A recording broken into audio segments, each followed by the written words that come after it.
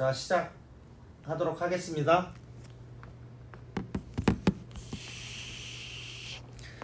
먼저 그 도덕경이라는 책의 배경에 대해서 잠깐 설명을 드리고 넘어가도록 하겠습니다. 이 도덕경이란 책은 노자가 기원전 5세기경에 만들었다고 알려진 책인데요. 원래는 노자라는 책이 있었다고 합니다. 그러다 후대에 이게 도덕경이라는 이름으로 이제 재편집이 돼서 내려온 건데요. 그 많이 쓰이는 그 버전들이 있는데 대표적인 게 왕필본이 있고 백서본이 있고 축간본 이 세 가지가 있다고 합니다. 우리가 지금 사용하는 이 문서로 된 거는 그 삼국시대 위나라의 왕필이 만든 책입니다. 그래서 이거를 우리가 왕필본이라고 하고요. 요 내용이 어렵다 보니까 왕필이라는 그 천재가 주석을 달아놓은 책이에요.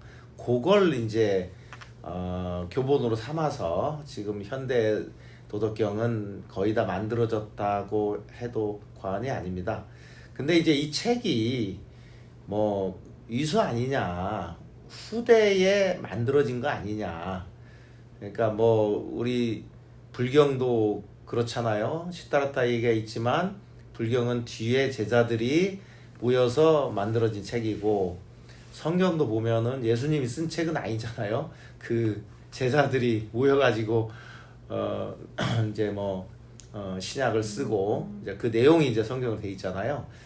어찌됐든 그 문서가 없던 시절에 일어난 일이기 때문에 이것도 그렇지 않겠느냐라는 게 이제 다들 추측입니다.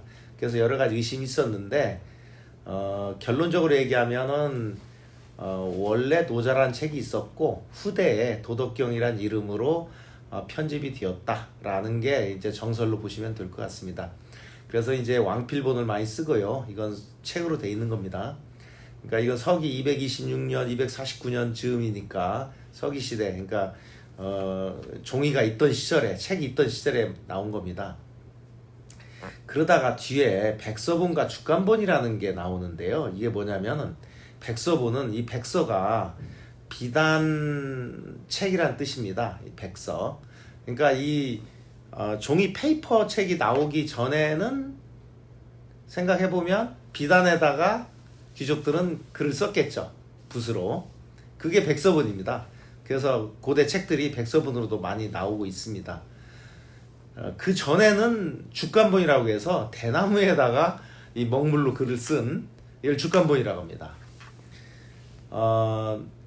이게 1973년에 중국에서 한데 고분에서 어느 귀족의 무덤을 이렇게 출토를 했는데 거기서 이 비단책이 나온 거예요. 굉장히 많은 책이. 그 중에 도덕경이 있었다는 거죠. 그래서 이걸 백서본이라고 합니다. 대략 BC 240년경으로 추정이 되는 책입니다. 그래서 이제 많은 사람들이 이제 야, 이거 정말 맞는지 보고 싶다 해서 백서본 펴놓고 왕필본 펴놓고 비교를 해본 거예요. 결론은 비슷하다. 한자가 좀 순서가 다 갈리고 한자가 좀 다른 게 있긴 한데 이 큰 틀에서는 비슷하다라는 게 결론이고요.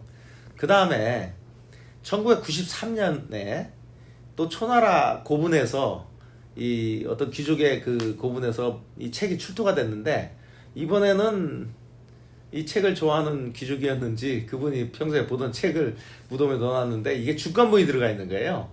그러니까 BC 310년으로 추정이 되는 유인인데 그분의 무덤에서 대나무에 쓰여진 죽간본의 도덕경이 출토가 됩니다. 그때 또 다들 환호했죠. 야, 이건 진짜 도덕경 원본 같다 해서 이제 그것도 비교를 해봤어요. 그랬더니 이제 이것도 백서본처럼 크게 왕필본과 다르지 않다라는 거고요. 그래서 실제 이 도덕경을 깊이 공부한 사람들은 왕필본의 한자와 백서본의 한자와 죽간본의 한자를 다 놓고 봅니다. 그리고 또 노자라는 사람이 실존 인물이냐 이거에 대해서도 말이 많아요. 가공의 인물이다. 이런 분들도 많고, 예, 성현들에 대해서 그런 얘기들이 많죠. 근데 이거는 이제 사기의 노자 한비 열전이라는 대목에 노자에 대한 기록이 있습니다. 그래서 사기에 나올 정도면 실존 인물이 아니겠는가라고 생각하는 게 저는 통념이라고 생각을 합니다.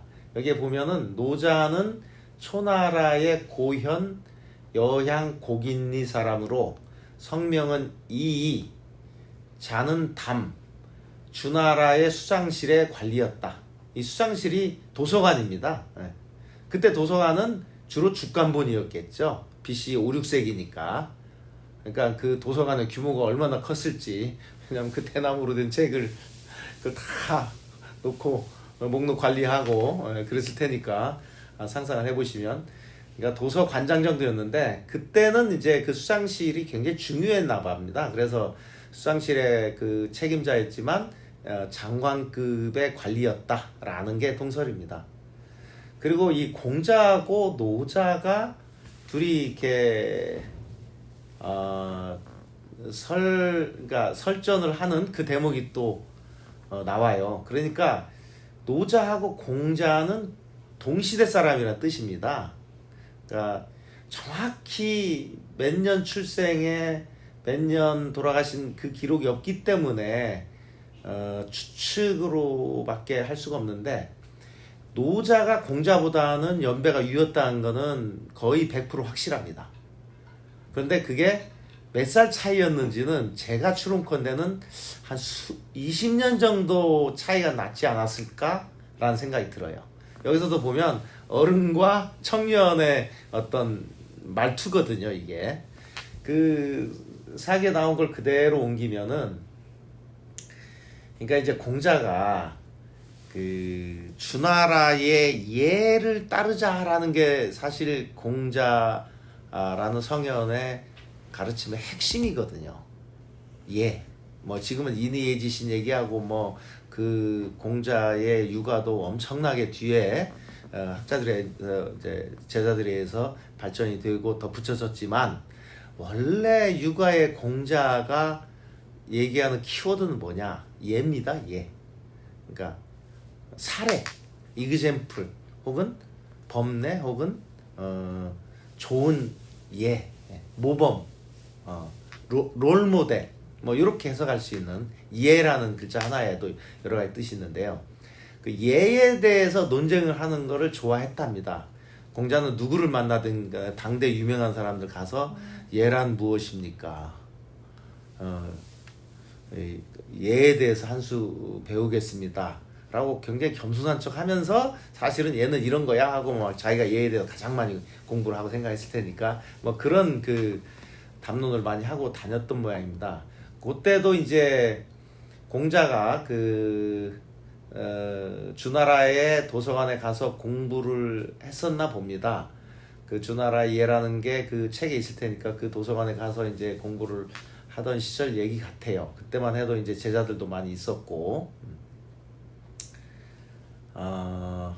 이 위치는 주나라가 동주가 있고 서주가 있는데 서주 시절 얘기입니다.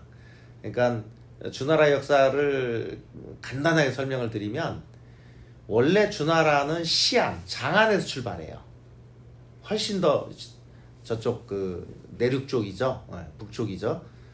시안은 이제 중국 역사에서 한 1000년 정도 수나라 당나라 수도이기도 하고 주나라 수도이기도 하고 굉장히 오래된 천년 고도죠. 시안이 지금도 유명하고요. 그 시안에서 창업을 하고 주나라를 세웠을 때가 전성기였습니다. 주나라가. 그러다가 그 위에 북쪽의 오랑캐들이 시안을 쳐내려 오니까 이쪽 안쪽으로 더 도망을 와요. 그래서 도읍을 삼은 게 낙양입니다. 낙양은 많이 들어보셨죠? 낙양도 뭐 많은 나라의 왕조의 수도였는데 그 시안의 전성기 때를 서주라고 그러고요. 서쪽에 있는 주나라 서주. 그 다음에 쫓겨와서 내륙에서 낙양에 도읍을 하고 명맥만 유지하던 때를 동주시대라고 그래요. 서주가 있고 동주가 있는데 지금 노자가 살았던 시기는 동주 시대입니다. 낙양입니다. 여기가 지금 여기가 낙양에서 일어난 일이에요. 공자가 그러니까 시안까지 찾아간 건 아니고 낙양에서 노자를 만난 거죠. 도서관에서. 그때 이제 그 에피소드를 이제 사기 노자 한비일전에 나오는데, 그러니까 이제 공자가 노자를 찾아가서 예란 무엇입니까? 이렇게 얘기하면서 주나라 시절의 예법이나 뭐 이런 것들에 대해서 많은 얘기를 해요. 그랬더니 노자가 한마디로 이렇게 얘기합니다. 그대가 말하는 사람들이란 그 육신과 뼈는 이미 모두 썼고 그 말만 남아있는 건 아니오. 그리고 군자는 때를 얻으면 벼슬에 나가고 때를 얻지 못하면 쑥부쟁이처럼 날려다니는 것이오. 내가 듣기에 좋은 장사꾼은 물건을 깊이 숨겨 마치 없는 것처럼 하고 덕이 가득 찬 군자의 모습은 어리석어 보인다 했소. 그대의 교만한 기색과 가득 찬 욕심, 남을 꺾으려는 자세와 욕망을 버리시오. 이런 것들은 하나같이 그대의 몸에 도움이 못 되오. 내가 그대에게 할 말은 이것뿐이오. 그러니까 굉장히 혼나는 거죠. 잘난 척 그만해라. 그리고 너는 벼슬 하나도 없고 여기저기 돌아다니면서 벼슬을 구걸하고 다니는 신세 아니냐. 아무것도 아니게 까불고 있어. 뭐 이런 얘기예요. 한마디로 쉽게 얘기를 하면 굉장히 혼납니다. 그러고 나서 이제 돌아오니까 제자들이 이제 공자한테 물어보죠. 오늘 논장이 어떻게 됐습니까? 또 스승님이 또 한판 승했죠? 뭐 이렇게 물어보니까 제자들이 그렇게 물어보니까 공자가 그런 얘기를 해요. 나는 새가 어떻게 나는지 알고 있다. 물고기가 어떻게 헤엄치는지도 알고 있다. 짐승은 어떻게 달리는지 알고 있다. 달리는 것은 그물로 잡을 수 있고 헤엄치는 것은 낚을 수 있으며 나르는 것은 활로 쏠 수 있다. 용이라면 내가 알 수 없다. 바람과 구름을 타고 하늘을 나르니 말이다. 내가 오늘 노자를 보니 용과 같았다. 이건 뭐 완패죠. 완패. 그러니까 근데 이제 공자가 저는 좀 좋게 생각하는 게 굉장히 정직했던 것 같아요. 적어도 제자들 앞에서 거짓말을 한 건 아니잖아요. 자기가 완패당한 거를 있는 그대로 얘기하고, 야, 노자란 분은 정말 용과 같이 대단한 분이더라. 이 얘기예요. 이게 요 에피소드가 사기의 논자 한비열전에 나옵니다. 그러면은 어디까지를 우리가 사실로 받아들여야 할 것인지에 대해서 감이 오시죠? 저는 한 20년 정도의 연배 차이라고 봐요. 자, 넘어가십시다.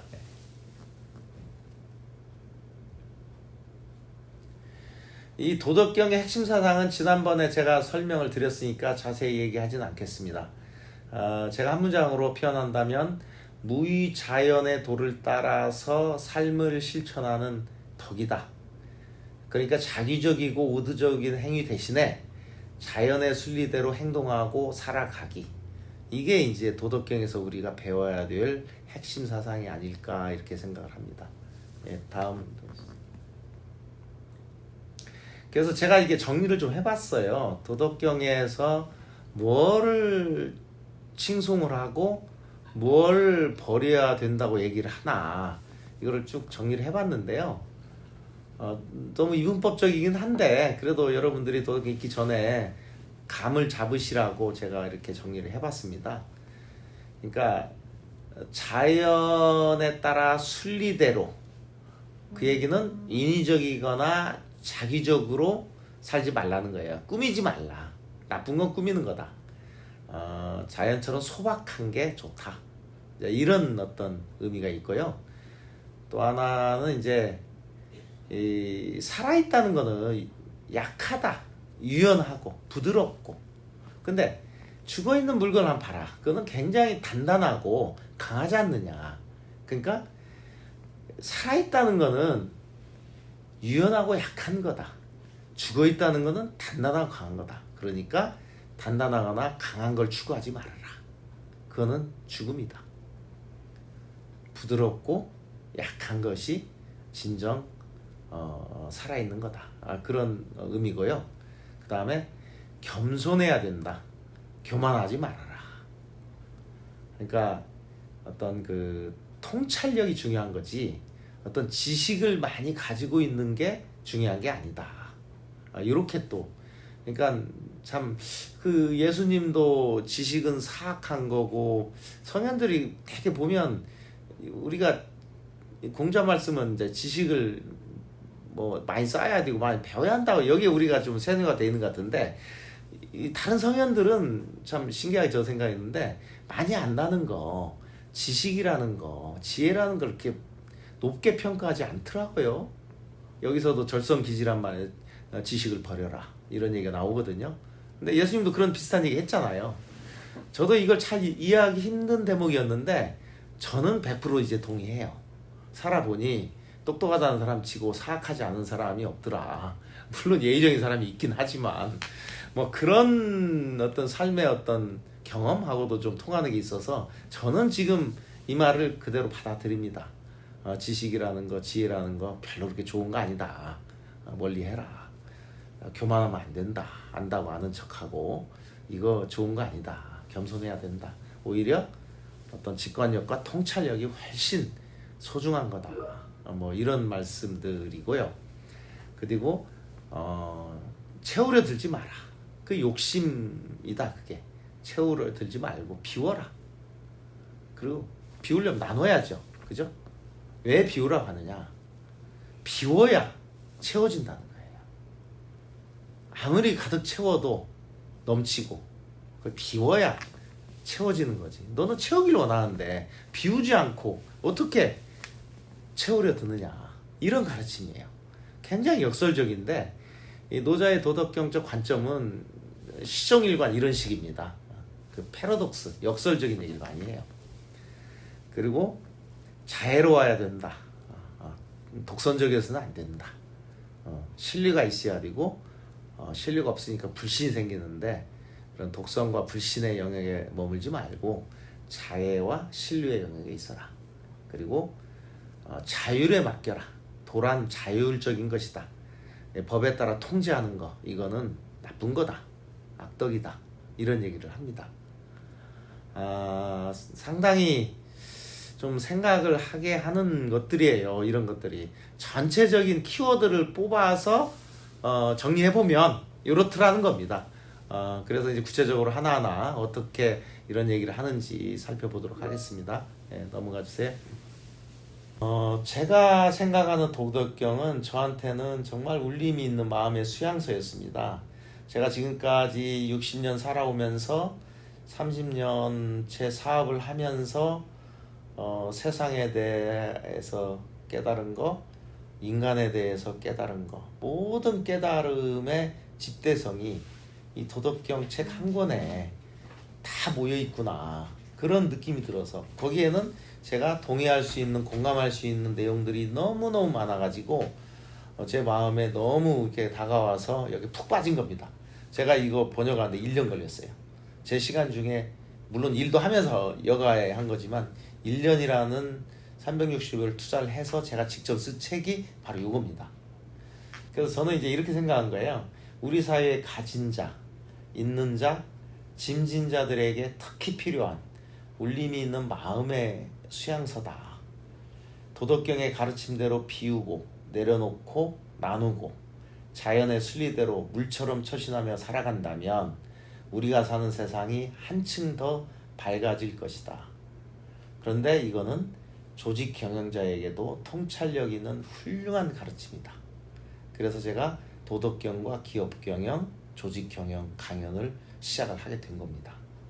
그러니까 얼핏 보면 도덕이 무슨 윤리 도덕 얘기하는 거 아니야? 뭐 이렇게 생각하는 사람도 너무나 많고요. 엄청난 오해죠. 그 다음에 야 도덕경은 무인데 아무것도 하지 말라는 건데 사업한 사람이 뭐 아무것도 하지 말라는 얘기는 뭐 하라는 얘기야. 그게 말이 돼?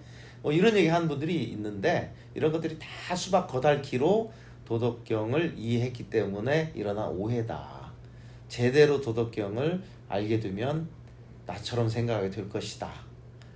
그래서 나처럼 생각하기 위해서 제가 이 강연을 많이 하는 겁니다.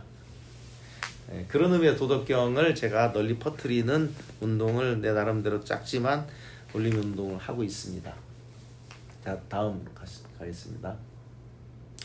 그래서 제가 우선 원래 이 자료는 1시간에 2시간용으로 만든 자료이기 때문에 81장 전체를 다루지는 않고 그 중에서 리더에게 특히 유용한 가르침을 가지고 있는 12개의 장을 제가 뽑아서 요거를 하나하나 들여다보면서 공부를 하는 그런 겁니다. 근데 여러분들은 요거를 하고 끝나는 게 아니라 나머지 81장 전체를 시간 되는 대로 다 섭렵을 해보는 게 요 강연의 취지입니다.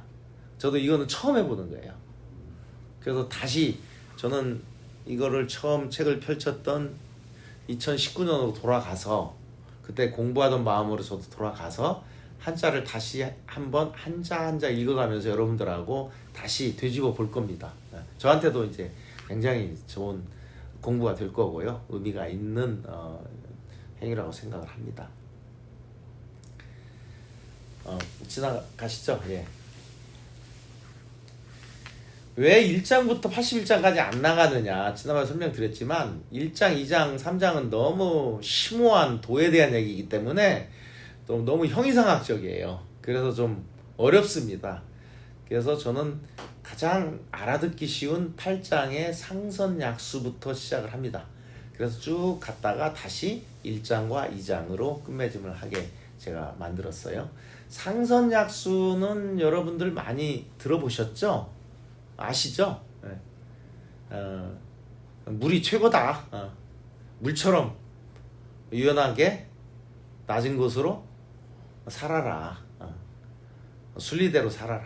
물이 낮은 곳 흐르는 것처럼 뭐 이런 의미는 알고 있죠. 그러니까 우리가 흔히 접하는 사자성어죠. 아마 여러분들이 이 81장 다 하고 나면 깜짝 놀라게 될 텐데 그 사자성어가 도덕경 출처였어? 라는 놀램을 많이 가지게 될 거예요. 그 중에 대표적인 게 상선약수입니다.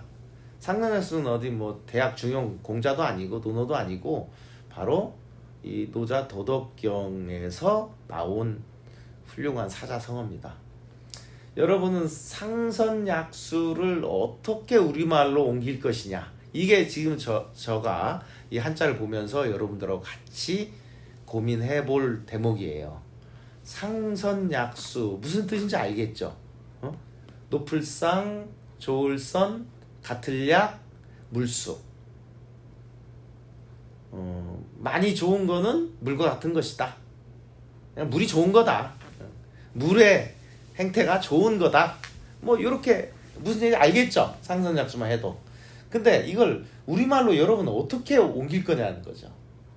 저는 1년 동안 이 작업을 한 거예요. 근데 우리말도 또 한자를 쓰기 때문에 한자는 굉장히 중의적이거든요. 영어나 뭐 일본말이나 우리말은 굉장히 명확한데 중의적이지 않죠. 양자역학적이지 않아요. 뉴턴 역학식으로 결정론적으로 문장이 따다닥 나옵니다. 근데 한자는 양자 중첩처럼 굉장히 중의적이에요. 이런 뜻이기도 하고 저런 뜻이기도 하고. 당장 여기 있는 좋을 선자만 해도 이건 착하다는 뜻이기도 하고 좋다는 뜻이기도 하고 많다는 뜻이기도 하고 여러 가지 뜻이 있어요. 근데 되게 긍정적인 쪽을 의미해요. 저는 이렇게 해석을 했어요. 최상의 선은 물과 같다. 물과 같은 것이다. 이렇게 저는 옮겼어요. 그러니까 선을 좋다라고 옮기기도 그렇고 착하다고 옮기기도 그렇더라고요. 좀 그냥 중의적인 표현 그대로 놔두고 최상의 선은 물과 같다. 이렇게 저는 중간 정도로 번역을 했어요. 여러분이 우리말을 사랑하는 마음에서 이거보다 더 좀 한자를 더 배제한 훨씬 더 좋은 표현을 문장으로 만들어 줬으면 하는 거고 한번 여러분들 고민해 보시라는 거예요. 그 다음 걸 보면 수, 선리만물, 이부쟁 한번 봅시다. 이 한자 어렵지 않아요. 한번 보세요. 어렵다 생각하지 마시고 이 도덕경의 참맛을 느끼려면 요 한자를 하나하나 읽으면서 그 뜻이 뭘지 생각해보면서 우리말로 나는 이렇게 한번 옮겨볼까? 여기까지 공부를 하는 게 아주 인덱스한 학습입니다. 그러면은 그러니까 번역된 책 혹은 강연된 것만 이렇게 들었을 때하고 이렇게 공부했을 때 느낌이 달라요. 도덕경에 대한 이해의 수준이 달라집니다. 원본을 직접 보면은.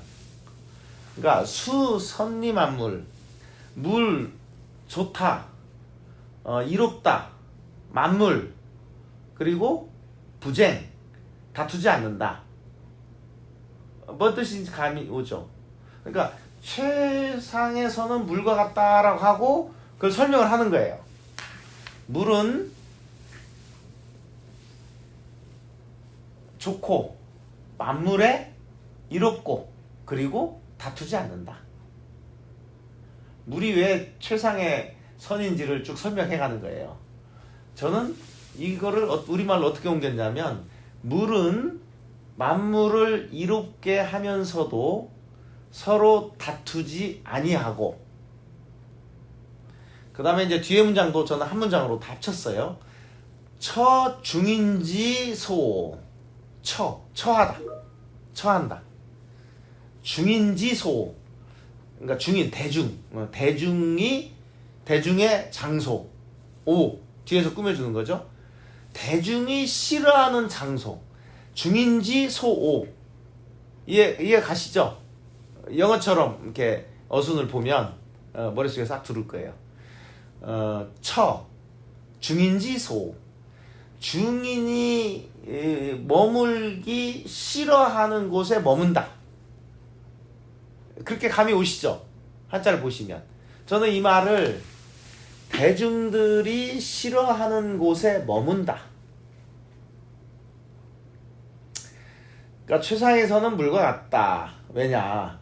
물은 만물을 이롭게 하면서도 서로 다투지 아니하고 대중들이 싫어하는 곳에 머문다. 이렇게 저는 해석을 했어요. 그리고 고기여도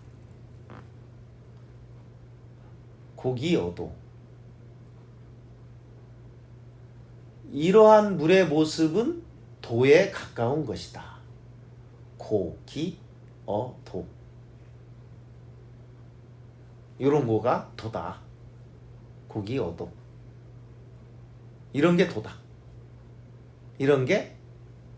이러한 물의 모습은 도에 비슷한 것이다. 도에 가까운 것이다. 저는 이렇게 우리말로 의역을 했어요. 고기어도를. 그러고 나서 또 쭉 나오는데 이게 참 재밌어요. 제가 이 시라고 얘기를 했는데 정말 시 같아요. 네, 거선지. 머물 거자잖아요. 거선지. 좋은 땅에 머물고.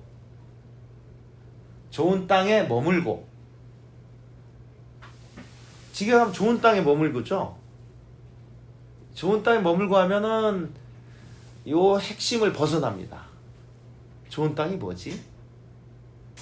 저는 그거를 낮은 땅에 머물고로 해석을 했어요. 거선지. 선지가 뭐냐 말이에요. 물이 낮은 거 흐른다고 그랬잖아요. 대중들이 싫어하는 거에 머문다고 그랬잖아요. 거선지. 낮은 땅에 머물고. 몸을 낮춘다는 뜻이죠. 그죠? 물의 모습을 묘사하는 겁니다. 심선연. 심, 마음을 쓰다, 마음, 명사, 동사, 뭐 아무거나 해석했대요. 선연, 좋은 선연이 뭘까? 심연, 깊은, 좋은 깊음, 마음. 이걸 우리말로 어떻게 해석을 해야죠? 심선연, 마음을 쓰는데 깊게 쓴다는 얘기예요. 마음이 가볍지 않다는 얘기죠. 그래서 저는 심선연을 마음은 깊게 쓰고, 여선인, 이 여자가 어울릴 여자예요. 여당 여자이기도 하고 어울린다는, 여기서는 어울린다, 여자가 나오면 어울릴 여 이렇게 해석을 하시면 돼요. 선인, 좋은 인, 선인이 뭐지? 인자, 뭔지는 알겠는데 여선인, 어울리는데 좋은 인으로서 어울린다는 얘기잖아요. 그러니까 저는 인으로서 어울리고 사람들하고 어울릴 때 인이 있다는 거예요. 인으로서 어울린다는 거예요. 인으로서 어울리고 언선신 말한다. 말할 때 신 믿을 신자잖아요. 좋은 믿음 선신 그러니까 믿음 있는 말을 한다 이런 뜻 같죠, 그죠? 선은 그냥 신이 좋은 거니까 앞에다 붙인 것 같고 아까 인도 선이 좋은 거니까 붙인 것 같고 언선신 진실하게 말하고 믿음 있게 말하고 뭐 그렇게 해석하면 되겠죠, 그죠? 저는 진실하게 말하고로 우리말로 옮겼어요. 정선치 바를 정 치 다스릴 치잖아요. 바르게 다스리고 정선치 사선능 일사자 일하는데 능력 있다 이런 뜻이죠. 이거는 저는 능력 있게 일하고 그러니까 열심히 일만 하면 뭐예요? 성과가 나야지 결과가 좋아야죠. 사선능 이미 노자는 이런 얘기를 했더라고요. 사선능 능력 있게 일하고 동선시 움직일 동자죠. 시는 시간 좋은 시간 좋은 시간이 뭘까? 적시 저는 라이트 타이밍을 얘기한다고 봤어요. 적시에 움직인다. 그러니까 이거를 쫙 한 문장으로 제가 옮기기를 이러한 물의 모습은 도에 가까운 것이다. 그러면 그게 뭐냐? 이거를 구체적으로 쭉 열거한 거예요. 낮은 땅에 머물고 마음은 깊게 쓰고 인으로서 어울리고 진실하게 말하고 바르게 다스리고 능력 있게 일하고 적시에 움직인다. 좋은 건 다 담았죠. 그러니까 물을 이렇게 묘사를 한 거예요. 그러니까 물이 최상의 선이다. 물처럼 살아라. 제가 물처럼 살아라 하니까 무슨 맹물 같은 소리야 이렇게 오해하지 마시고 이런 내막이 있다는 거를 이해를 하시면 이제 제가 물처럼 사세요 그러면 오해를 안 하겠죠, 그죠? 그 뒤에 말이 참 또 재밌는데요. 부유부쟁 고무 부쟁이란 말이 많이 나와요. 다투지 말라는 겁니다. 싸우지 말라는 얘기예요. 부유부쟁 다투지 아니한다는 뜻이에요. 고무 그러니까 무우 그러니까 허물이 없다. 무엇보다도 다투지 아니하니 허물이 없다. 물이 뭐 탕탕탕탕 계곡물 흘러갈 때는 물이 서로 다투는 것처럼 보이지만 낮은 곳에 다 조용히 바닥까지 모이잖아요. 그런 모습을 묘사했다고 저는 상상을 했어요. 그래서 이 부쟁이라는 것도 굉장히 중요한 키워드 중에 하나고요. 앞으로도 많이 나올 겁니다. 저는 그래서 이 부쟁무, 부유부쟁 고무인데 그거를 부쟁무 그 사자성어를 제가 만들었어요. 다투지 아니하면 허물이 없다.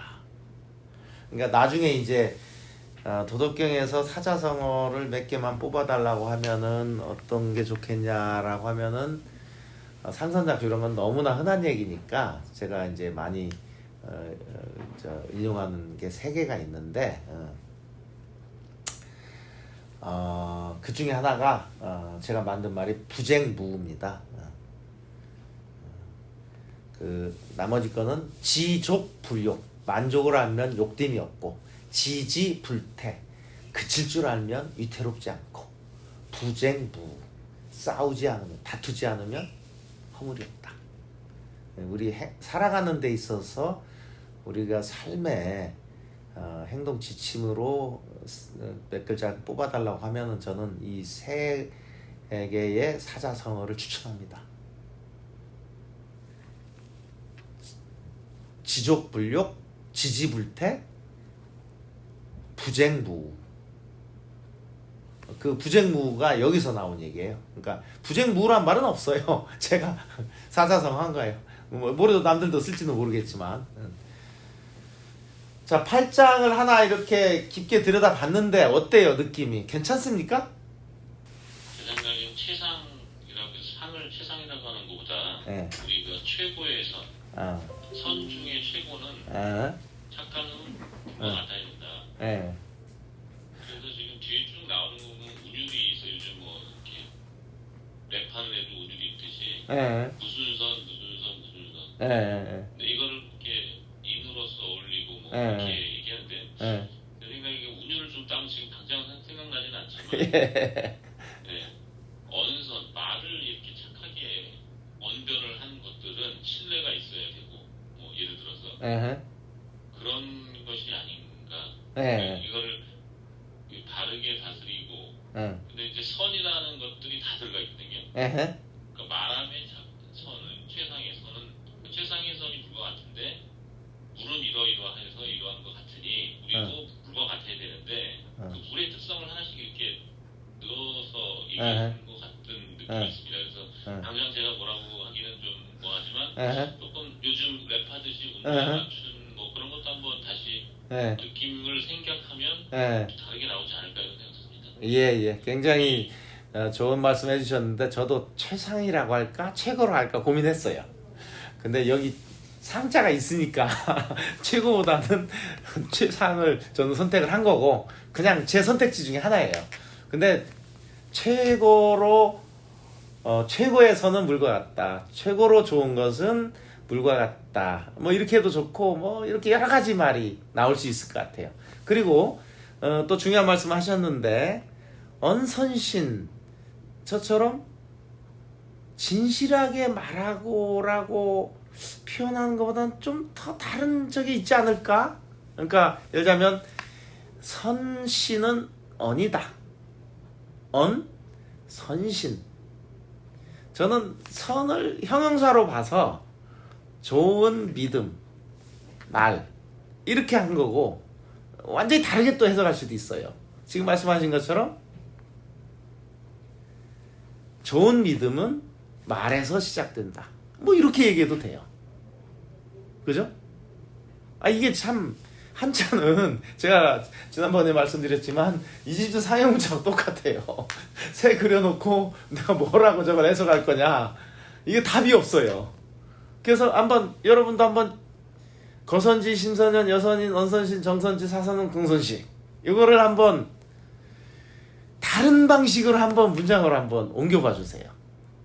네, 저는 이 짧은 보면은 단어의 모음처럼 처음에 느껴졌는데 이게 전체적으로 대표님께서 해석을 해주시니까 좀 더 그 의미가 크게 다가오는데 특히 이제 이 경영자 입장에서 통찰 마음의 수양서가 될 수 있겠다라고 특히 저도 이번에 또 말씀드리면서 더 느끼는 거는 실은 뭐 저야 뭐 여기 계시는 임원분들처럼 막 완전히 비즈니스 현장에 있는 건 아니지만 그 내부적으로 보면은 실은 저희 항상 사이로 얘기도 많이 하고 이 부서 간의 이기주의, 뭐 다툼 뭐 이런 얘기도 많이 하거든요. 그래서 실은 저희가 교육 차원에서 어떻게 다툼 없이 같이 좀 이렇게 뭔가 정말 물처럼 하나가 되어서 할 수 있을까 뭐 이런 고민을 실은 굉장히 많이 하고 있는데 실은 저는 아까 말씀하셨던 부쟁부라고 하시는 이 다투지 않으려면 어떤 부분을 우리가 정말 중요하게 같이 같은 생각을 가지고 같이 행동으로 만들어갈까 이런 측면에서 저는 굉장히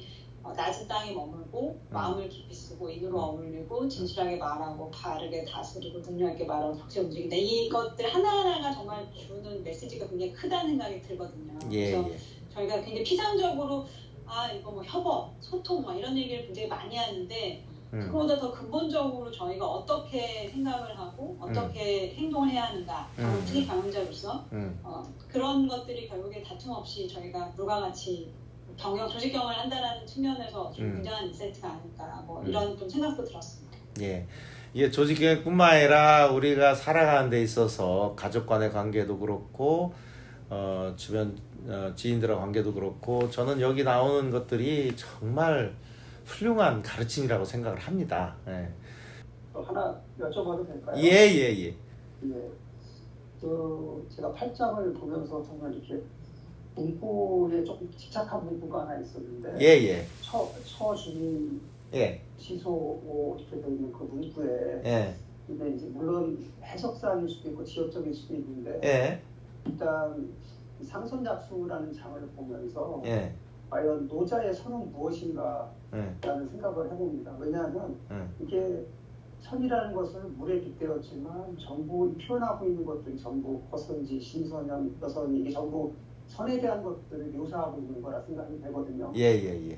근데 제가 여기 해석해 놓으신 거를 보면 대중들이 싫어하는 곳에 머문다라고 해석보다는 이제 선이 골과 같은데 또 많은 사람들 속에 거처하지만 나쁜 것도 마다하지 않고 한다. 이렇게 해석을 하면 어떨까 그런 생각을 한번 해봤고요. 예, 충분히 그럴 수 있습니다. 예.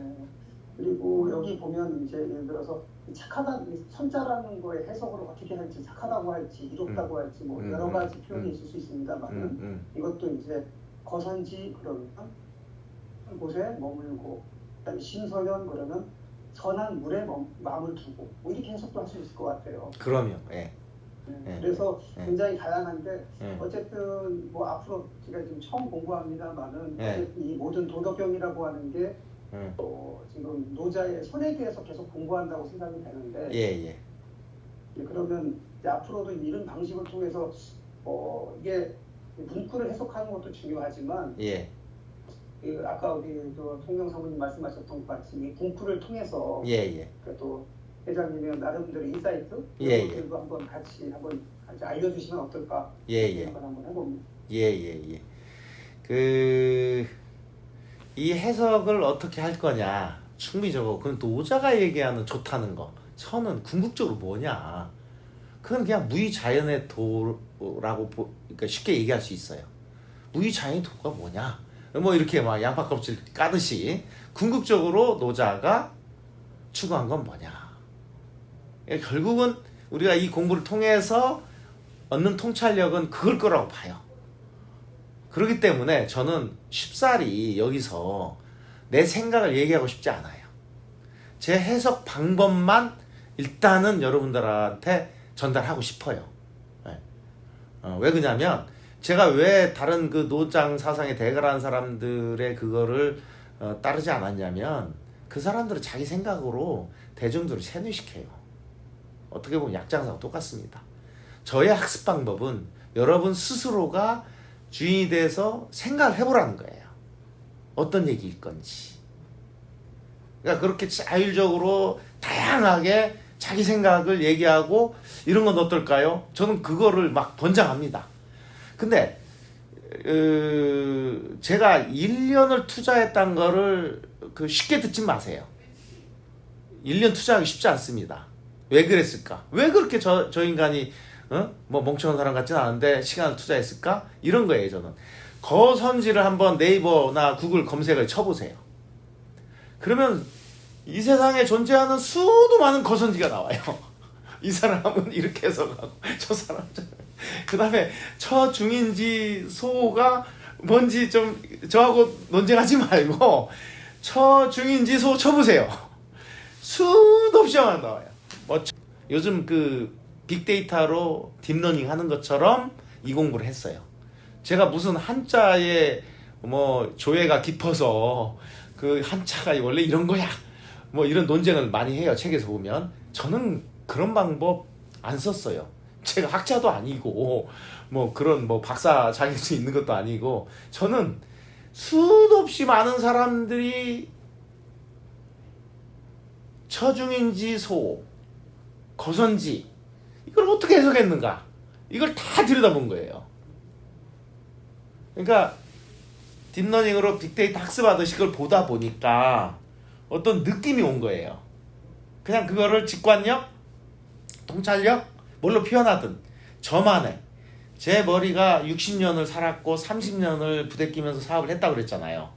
그 제 머릿속에 있는 논리 속에 이게 쭉쭉쭉 빅데이터를 집어넣으면서 걸러낸 말이 이거다. 이렇게 저는 표현을 하고 싶어요. 근데 이게 맞다? 아니다. 내 머릿속에 딥러닝한 결과다. 이렇게 받아들이시라는 거예요. 당연히 여러분은 저와 지식이 다르고 경험도 다릅니다. 그렇기 때문에 그거를 쭉 들여다보면 혹은 이걸 접하면 다른 생각이 들 수밖에 없어요. 그 다르다는 걸 저는 존중하고 배려하고 인정한다는 뜻이에요. 그러니까 제가 나하고 다른 의견을 가진 분하고 다툴 일이 없어요. 그러니까 부쟁부의 첫 단추는 이렇게 하는 겁니다. 우린 서로 다르다. 다를 수밖에 없다. 그게 이상하지 않다. 다른 걸 틀렸다고 얘기하지 마라. 다른 건 당연하다. 이렇게 보라는 거죠. 그러면 우리가 나하고 다른 의견을 가지고 다른 주장을 하고 프로젝트 얘기할 때 숫자 얘기할 때 내가 화날 일이 없죠. 아, 저 사람은 저런 로직을 가지고 있고 저렇게 생각하는구나. 그걸 신기하게 생각하라 이거야. 나하고 다르네? 나하고 다른 거를 틀리다라고 규정하지 말고 신기하네? 왜 저 친구는 나랑 다른 생각을 하지? 호기심을 가지라는 거예요. 그 대화를 하는 거예요. 대화를 하다 보면 지식과 정보가 비슷해지죠. 그죠? 그러면 결론은 생각은 비슷해질 거라는 겁니다. 이걸 저는 소통이라고 정의합니다. 소통을 잘하는 사람은 논쟁할 일이 없습니다. 왜 싸우고 짜증내고 화내고 소리치고 위아래든 동료들 간에든 그럴까? 소통 부족입니다. 소통 부족은 머릿속에 데이터가 서로 다르다는 거예요.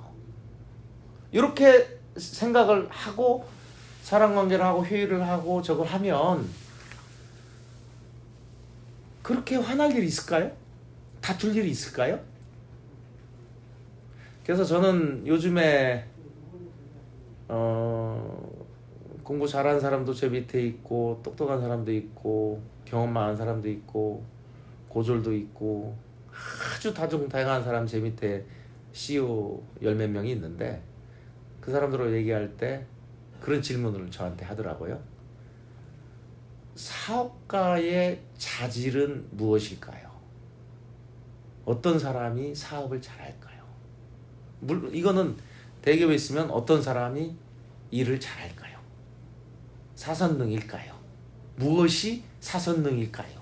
라는 질문하고 똑같죠? 두 가지를 얘기했어요. 내가 생각해보니까 사업에 성공하고 끝까지 살아남고 번영한 사람들의 특징을 보니까 첫 번째는 소통을 잘하더라. 소통 능력. 이게 가장 중요하더라.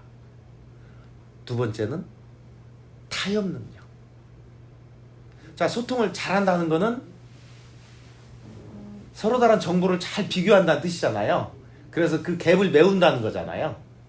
그러니까 사람이 다른 거는 머릿속에 든 지식과 정보가 다르니까 다른 생각을 하는 걸 거 아닙니까? 그죠?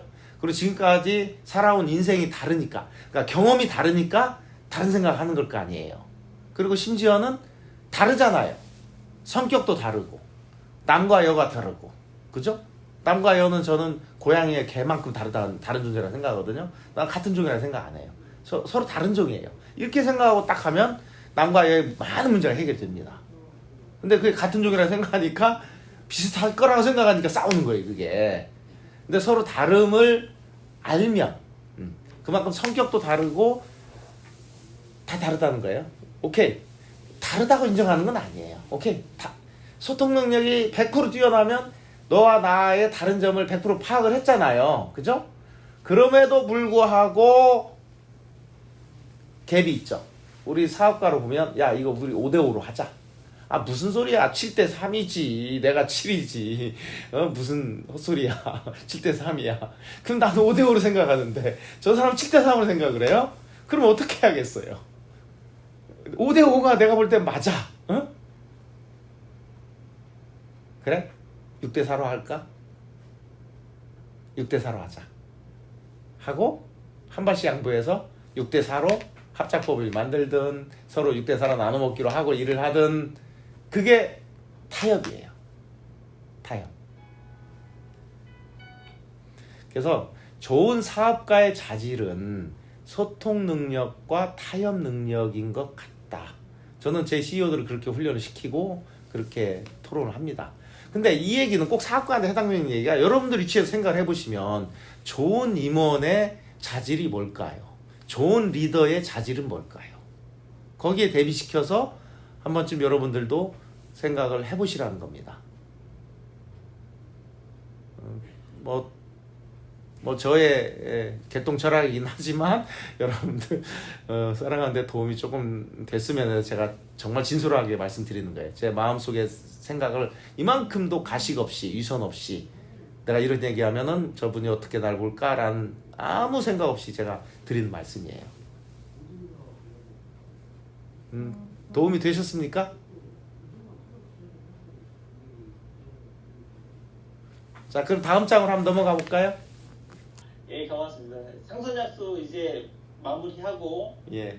다음 장으로 넘어가겠습니다. 중간에 궁금하신 거 있으면 언제든지 질문하시고 채팅창도 활용해 주시면 감사하겠습니다.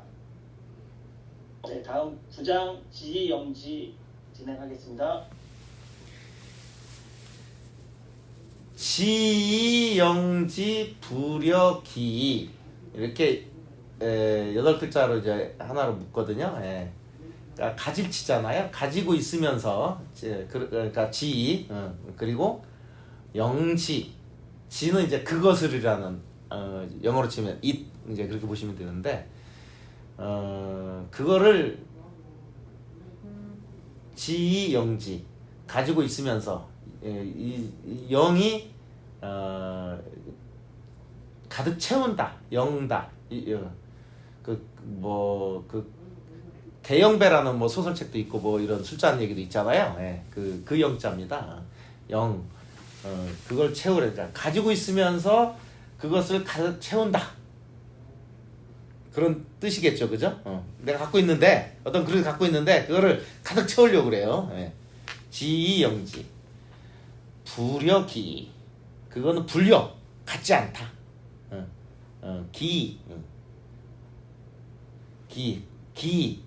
그걸 버리는 거 부려기 그걸 버리는 거 같지 않다. 이게 무슨 얘기냐면 가지고 있으면서도 가득 채워나가는 것은 버리는 것만 못하다. 그러니까 욕심 부리려면 차라리 버려라 이런 뜻이에요. 그러니까 그러니까 물이 이만큼 찼는데 이게 또 가득 채우려고 그래. 욕심 내지 말라는 거예요. 그냥 비우는만 못하다 이런 얘기. 그다음 다음 걸 보면 더 뜻이 확실해져요. 최이예지. 최가 뭐 이렇게 갈아서 그러니까 날카롭게 갈아서 예지 그거를 날카롭게 하는 거. 그러니까 칼날을 갈아서 날카롭게 하는 거. 최이예지. 불가장보. 그러니까 장보 보존한 길게 보존한다. 불가하다. 길게 보존하는 게 불가하다. 이런 얘기잖아요. 그 뭐냐면 칼날을 갈고 갈아서 계속 날카롭게 하면 오래가지 못한다. 감이 오시죠? 최이예지 불가장보. 금옥만당. 그러니까 만땅으로 금과 옥이 있어요. 금과 옥으로 집을 꽉 채운 거예요. 금옥만당. 막지능수. 막지. 그러니까 부정어입니다. 안일막자. 능수. 그걸 능히 지키지 못한다. 막지능수. 능히 지키지 못한다. 금옥만당 막지능수. 금옥이 가득 차 있으면 그거를 능히 지킬 수가 없다. 그러니까 금과 옥이 집안에 가득 차면 지킬 수가 없고 부기이교 자유기구 부유해져서 귀해지에서 교만해진. 그러니까 부유하고 고귀해져서 교만해진 거. 부귀이교 자유기구 스스로 유산할 때 유자잖아요. 남긴다. 허물을 남긴다. 그러니까 부귀해져서 교만해지면 스스로 허물을 남길 뿐이다. 공수신퇴. 공을 세우고 신퇴. 몸을 물리고. 공수신퇴는 많이 들어보셨죠? 공을 세우되 뒤로 물러나라. 좀 미덕으로 얘기하는 거잖아요. 공수신퇴. 나서지 말고 야 비록 공을 세웠지만 겸손하게 뒤로 물러나라. 잘난 척 하지 마라. 공수신태 많이 들어보신 사례는 그렇게 공수신태 천지도 하늘의 도이다. 공수신태가 천지도다. 자, 이건 아까보단 또 작고 더 쉽죠, 그죠? 지형이 부력이 가지고 있으면서도 가득 채워가려는 것은 버리는 것만 못하다. 최이해지 불가장보. 칼날을 갈고 갈아서 계속 날카롭게 하면 오래가지 못한다. 금옥만당 막지능수. 금과 옥이 집안에 가득 차면 지킬 수가 없고 부귀유교 자유기고 부귀해져서 교만해지면 스스로 허물을 남길 뿐이다. 공수신태 천지도. 공을 세우면 뒤로 물러나는 것이 하늘의 도리이다. 멋있죠? 느낌이 이제 아까보다 훨씬 더 다가오죠. 한자지니까. 아까처럼 어느 한 분 또 손들고 한번 읽어보실래요? 시처럼. 질문 있어도 좋고요.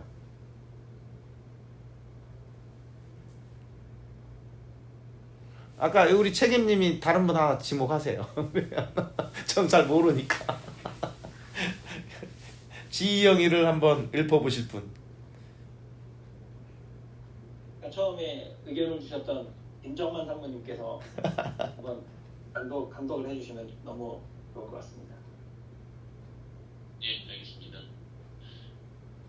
지영지 부력이 취예지 불가장고 금옥만당 막지능수 부귀교 자유기구 공수신태 천지도 가지고 있으면서도 가득 채워가려는 것은 버리는 것만 못하다. 칼날을 갈고 갈아서 계속 날카롭게 하면 오래가지 못한다. 금과 옥이 집안에 가득 차면 지킬 수가 없고 부귀해져서 교만해지면 스스로 허물을 남길 뿐이다. 공을 세우면 뒤로 물러나는 것이 하늘의 도리이다. 네. 잘하셨습니다. 너무너무 맞는 말씀이고 굉장히 울림이 큰 메시지인데 네. 특히 여기 계시는 이제 뭐 임원분들이 대부분 정말 이렇게 성공을 거듭하셔서 이 자리에 오셨고 네. 뭐 회장님도 마찬가지실 텐데 실은 되게 좋은 얘기인데 과연 이게 어찌 보면 본인의 마음을 이렇게 잘 다스려서 좀 가지고 있으면서도 가득 채워나가는 게 버리는 것만 못하다라는 측면에서 계속 처음에 말씀하셨던 것처럼 내려놓고 비우고 나누고 이런 것들이 실은 이렇게 살면서 실천하기 되게 어려운 일인 것 같거든요. 예, 머릿속으로는 맞다고 생각하지만 이게 실천으로 갈 수 있는 분은 되게 저는 아주 소수인 것 같아서 실은 이런 부분들을 회장님께서는 도덕경을 통해서 계속 이렇게 마치 만트라처럼 이렇게 계속 보시면서 또 본인을 이렇게 점검하시고 또 그렇게 행동을 계속 만들어 가시는 것인지 그런 삶에 어떻게 이런 것들을 잘 실천할 수가 있을까 뭐 이런 측면에서 혹시 또 생각들이 있으시면 좀 한 번 더 나누면 어떨까 하는 생각이 듭니다. 저도 완벽한 인간이 아니기 때문에 이런 좋은 말씀을 따르려고 하지 어떻게 제가 이 좋은 말씀처럼 살 수가 있겠습니까? 전들 왜 욕심이 없을 거며 야 조금만 더 채우면 그 100% 할 수 있는데 좀 더 하자라는 생각이 없을 거며 왜 없겠습니까? 있죠.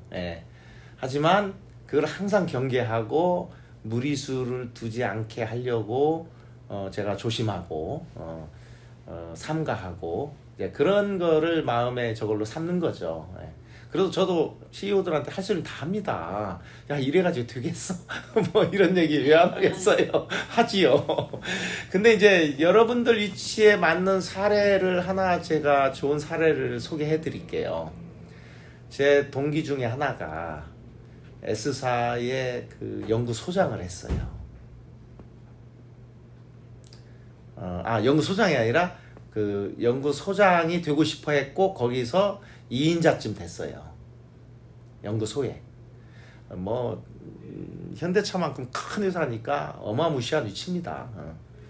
그 장이 사장이라는 격에 맞을 만큼 그렇게 큰 조직인데 이 친구가 하루는 저를 찾아와가지고 고민을 얘기하는 거예요.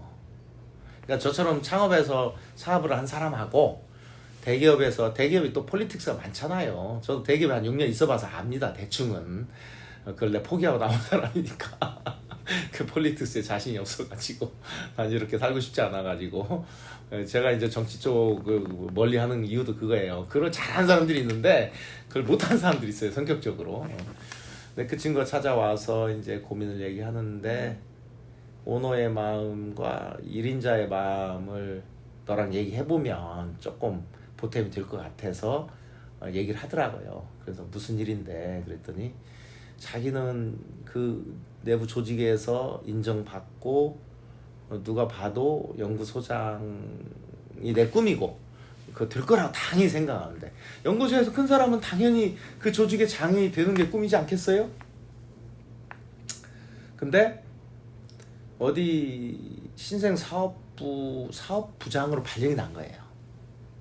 그러니까 이 친구가 나 회사를 그만둬야 하나? 사표를 내야 하나? 저 사람이 왜 나를 연구소장 안 시키고 엉뚱한 사업부장을 시키지? 그때 이제 그게 신생사업부였고 다른 제품으로 가야만 살 길이고 그 회사는 지금도 그게 숙제예요. 쉽지 않은 일이죠. 거기로 이제 발령을 낸 거예요. 근데 여러분 잘 아시겠지만 관운이라는 게 잘 돌아가는 조직의 장을 맡는 게 관운이지 잘 안 돌아가고 문제 많고 사고뭉치 많은데 맡아서 가면 진짜 내 경력과 이거 전부 흠집 나고 결과에 대해 뒤집어 쓰고 나는 그냥 떨어져 버리는 뭐 그게 어떤 건지 저도 잘 이해를 해요. 이게 쉽지 않은 얘기죠 그게.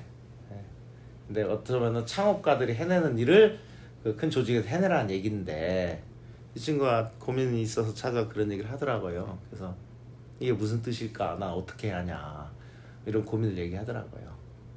그래서 내가 뭐라고 얘기했냐면 내가 볼 때 너의 그 상사 오너는 너를 연구소장감으로 본 게 아니고 그 회사를 맡길 사장감으로 본 것 같다. 그 얘기를 했어요. 네가 연구소장에서 그칠 그릇으로 보였으면 연구소장을 시켰을 거다. 근데 너를 개척지로 보내서 거의 창업가 수준에 이르는 그 시험을 해보려고 보냈잖아요. 그거는 너한테는 위기고 시련이겠지만 이걸 네가 극복을 하고 실적을 올리면 네 다음 자리는 내가 볼 때는 그 사장 자리다. 연구소장이 아니고. 나도 그렇게 한다. 이 사람을 키우기 위해서 역경을 주고 시험에 빠지게 하고 힘들게 하고 챌린징 과제를 줘요. 왜냐면 이 친구의 그릇 크기가 얼만큼인지 나도 알고 싶거든. 그러니까 내가 온전한 조직에서 쭉 출세를 하고 능력 인정받고 잠깐 올라가는 거는 웬만한 사람들은 갈 수 있는 길이고 할 수 있는 일입니다. 그게.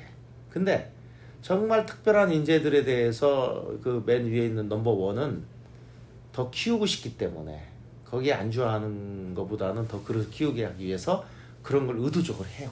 그리고 저 친구가 어떻게 그거를 소화해내는지 봅니다.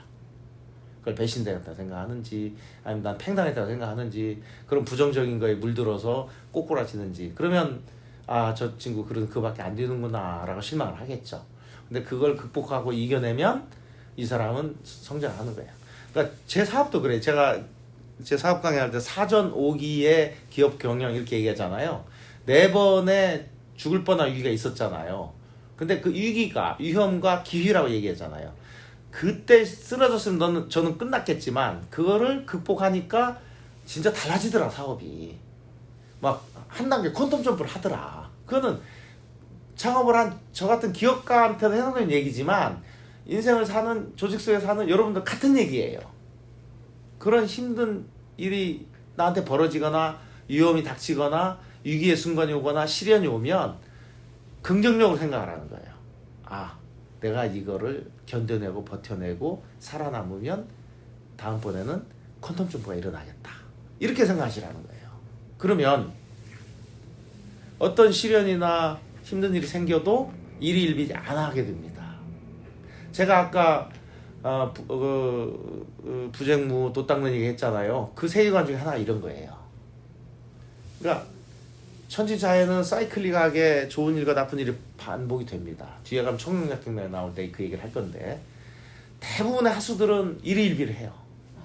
진짜 깨달은 자는 그걸 어떻게 받아들이냐? 아, 나한테 도약의 기회가 오는구나. 여기서 내가 잘 버텨야지. 그 외에 이 또한 지나가리라는 유명한 격언도 있잖아요. 예, 그 서양에. 예. 그 얘기 아시는지 모르겠는데 그 알렉산더 대왕인가 서양의 유명한 대왕이 그 학자 불러가지고 야, 나 공부 좀 할래니까 좀 이 세상의 모든 지혜를 책을 갖고 와봐. 그랬더니 책이 한 수레가 왔대요. 그러니까 왕이 이거 다 읽으려니까 짜증나니까 야, 이거 저 책 한 권으로 좀 만들어봐. 그랬더니 그 학자들이 흥흥 앓으면서 책 한 권으로 그 지식을 다, 이 세상의 지식을 다 집약을 해서 딱 갖다 바치니까 그 왕이 뭐라고 그랬어요? 그 책 한 권도 읽기 싫어가지고 야, 이거 좀 한 문장으로 좀 바꿔볼래? 딱 그러니까 학자들이 고민 끝에 만들어낸 한 문장이 그거라는 거 아닙니까? 이 또한 지나가리. 그러니까 일희일비 하지 말아라. 그러니까 그 깨달음이 여기 노자 도덕경에도 나와요. 그게 청룡약경장이거든요. 그러니까 세상은 네 입장에서 볼 때 즐거운 일, 기쁜 일, 좋은 일, 나쁜 일 있는 거지. 이 천지자연은 불인, 인자하지 않다. 아무 생각이 없다. 그냥 바람이 불거나 비가 오거나 온도가 올라가거나 내려가거나 이렇게 사이클에 흘러가는 거예요. 근데 내 입장에 볼 때 그게 좋은 일이고 나쁜 일이고 막 거기에 울고 웃고 하잖아요. 왜 그런 바보 같은 짓을 하냐. 천지불인이다. 그냥 아, 이런 사이클이 왔구나. 기쁘거나 슬퍼하지 말라는 거예요. 그럼 여기에 맞게 내가 처신하면 된다는 거예요. 다운 사이클 오면 아, 이 사이클이 왔구나. 이 또한 지나갈 거니까 견디자. 이렇게 생각을 하는 거예요. 이런 세계관을 가지면 일희일비하지 않는다. 그런 얘기입니다. 그래서 뭐 이게 좋은 사례가 된지 모르겠지만 이 삶의 지혜라는 게 다른 게 아니고 내 주변에 벌어진 일들을 내가 어떻게 해석을 할 거냐. 나하고 생각이 다른 사람들과 내가 어떻게 소통을 할 거냐. 이거를 꿰뚫어보는 통찰력이 있어야 한다는 거죠. 물론 그 친구가 능력이 없어가지고 그냥 그만두게 하려고 저쪽 오지로 발령했을 수도 있지요. 근데 그렇게 생각하고 살면 뭐가 남아요. 설사 그랬다 하더라도 그 친구가 거기서 정말 실적 올리고 대단한 일을 해내는 거예요. 에?